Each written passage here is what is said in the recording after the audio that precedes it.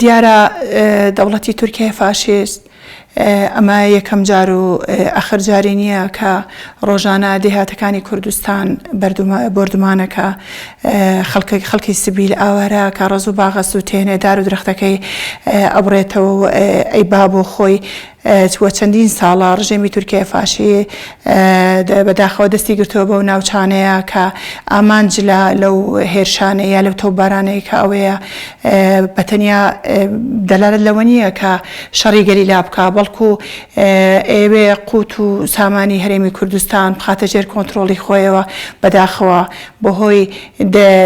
حیزبێکی سیاسی کە پارتی دیموکراتی کوردستانە کە هەمیشە دەستکێشی دەستی بێگانە بووە ئیتفاقێکی کۆنکرێتیان کردووە کە لەگەڵ ڕژێمی تورکیا کە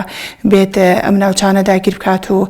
گەلی کوردستان لەناوبەرە بۆیە من وەکو پێشمەرگەیەکی ژن بە توندی ئەچمەوە بەگژ ئەم هەموو داواکاری و داگیرکەری و تاڵانکاریی تورکیا وەکو باسم کرد کە ئامانجی لەوەی کە داگیرکردنی هەرێمی کوردستانە بۆیە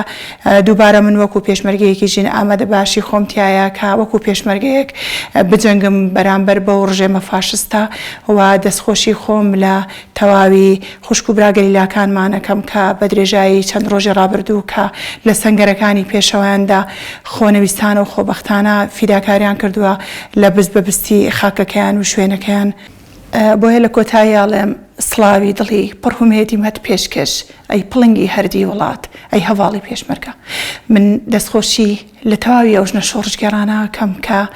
ماندوو نەناسانە بە خەباتی خۆیان بەو هزر و ماندووبوونی خۆیان توانیویانە چەند ڕۆژێکە بەرخودان لەو ناوچانە بکەن کە